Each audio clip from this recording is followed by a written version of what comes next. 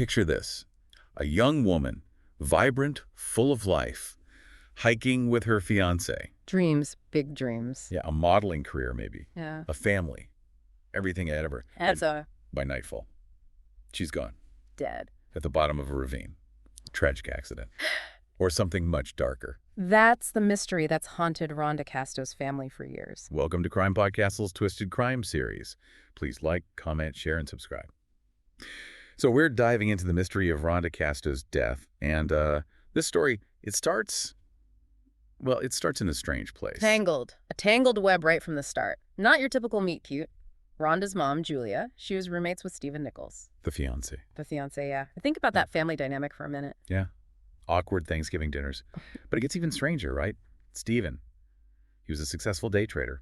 Older than Rhonda. 10 years, I think. Living the high life. It's kind of like a moth to a flame, isn't it? At first glance, yeah, maybe. But look closer. Cracks in that picture-perfect facade. Rhonda started confiding in friends, you see. Unhappy. Trapped. She said she felt trapped. And these weren't just, vague complaints. Abuse. Physical abuse. She even told her mother something chilling. A premonition, almost.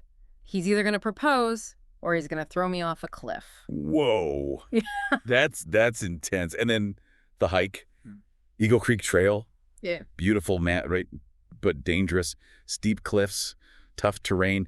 Any idea about Rhonda's state of mind going into it? Well, according to Stephen, happy couple. A day out, he said she was cheerful, calling herself Supergirl. Supergirl. Yeah, but hours before her death, text to her sister. A very different story. Oh. Yeah.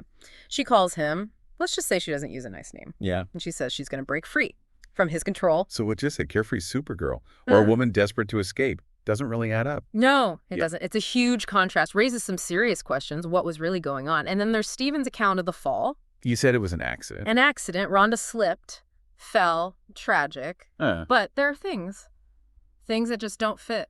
What kind of thing? Well, Rhonda being suicidal, Stephen didn't mention that until 6 years later, after he was indicted for murder. Convenient timing. Very. And the life insurance policy. $1 million taken out on Rhonda just months before. $1 million. Yeah, and he claimed to be having money troubles, losing money day trading. So $1 million looks pretty good. It does, doesn't it? So you've got a late-breaking suicide story, a big life insurance payout. Anything else? Oh, there's more. Much more. The investigation started digging, and a pattern emerges. Abuse allegations against Stephen, starting with Rhonda's younger sister, Melanie. He was involved with her sister? Melanie. 15 years old when it started. This is messed up. We're not talking about a rocky relationship anymore. This is predatory. And it doesn't end there. Less than a year after Rhonda's death, he's charged with sexually abusing a 13-year-old girl on a bus. Mm-hmm. And his ex-wife in China, she also accused him of assault, said he tried to throw her off a balcony. This changes everything. The grieving fiancé suddenly looks like someone with a history of violence. Manipulation. It does. It makes it hard to take his story at face value. Okay. The question is, how does all this affect the investigation into Rhonda's death? Right. Conflicting stories. Rhonda's mental state, what happened on the trail. How do you even start untangling all of this? Well, that's where things get even more complicated. Because the investigation, it didn't lead to a clear answer. Yeah. It led to a plea deal. It's a case. So many possibilities, each one more unsettling than the last. But before we get too deep into speculation, let's go back. The evidence. That text message.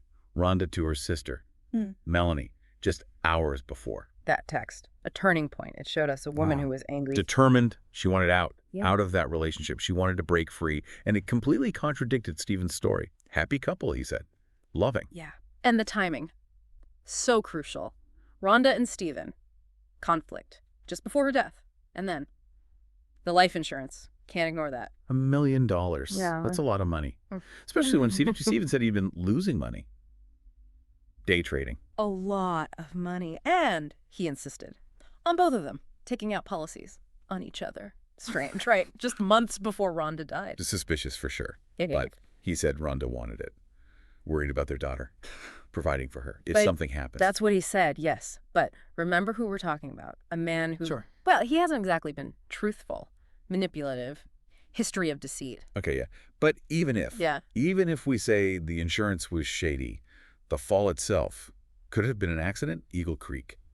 Dangerous. Possible, of course. But The inconsistencies, Stephen's story, changing the suicide thing. He didn't mention that at first. Right. Like first he said she was running ahead. Yeah. Then maybe she jumped. Exactly. And the physical evidence. No. A lack of it. The defense. They said Rhonda's injuries, mostly below the waist, meant she fell feet first, not pushed. It wouldn't have fall like that. Over 150 feet, more injury. Prosecution thought so. They said a fall that far, usually more trauma, head, upper body. So either Stephen wasn't telling the truth about how she fell, or he did something after. That's a chilling thought. And it brings us back to that analogy, the wounded soldier, Mercy killing. Was he trying to justify something if he found her alive, but hurt at the bottom? God, that's awful. Like he was testing the waters, seeing how people would react. Disturbing. Just makes things murkier.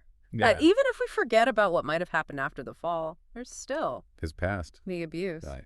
Hard to ignore that.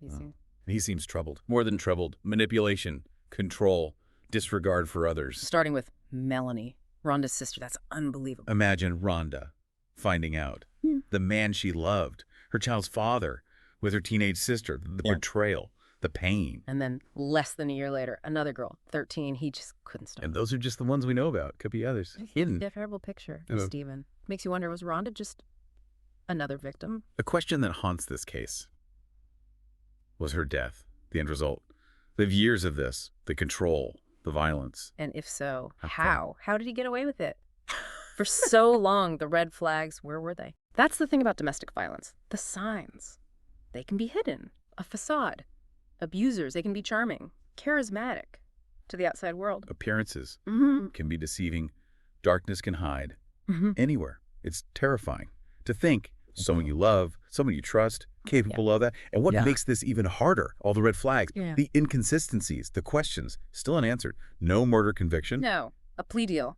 Criminally negligent homicide. Coercion. No murder trial. Why? Why plead guilty at all if he was innocent, Yeah. like he said? He said to get his daughter back, a long trial would hurt his chances, but it's hard not to see it as a way out, avoiding something worse. And even then, that analogy, mercy killing, the wounded soldier, what was that about? Chilling, right. He never admits to anything. But You implication. did he find Rhonda alive at the bottom, injured, and decide to end her suffering? It stays with you. So where does that leave us? A conviction, but not for murder, his words. Disturbing, but no confession. Suspicions, questions, but no proof. It's my takeaway here, I think, this case. Like so many others. Domestic violence, truth, can be hard to find. We have to. Be careful, jumping to conclusions, blaming, absolving.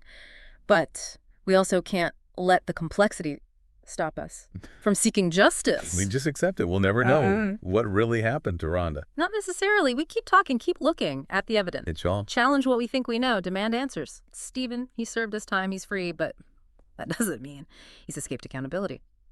Public opinion, that's a powerful thing. Yeah. And the fight for justice, for Rhonda, for all victims, it continues. Awareness, empathy, challenging the systems that allow this to happen. Yeah. The silence. Exactly. Recognizing the signs, believing survivors, speaking out. What can our listeners do to help? Support organizations working to prevent this. Advocate for better laws. Educate yourselves. Others, the signs of abuse.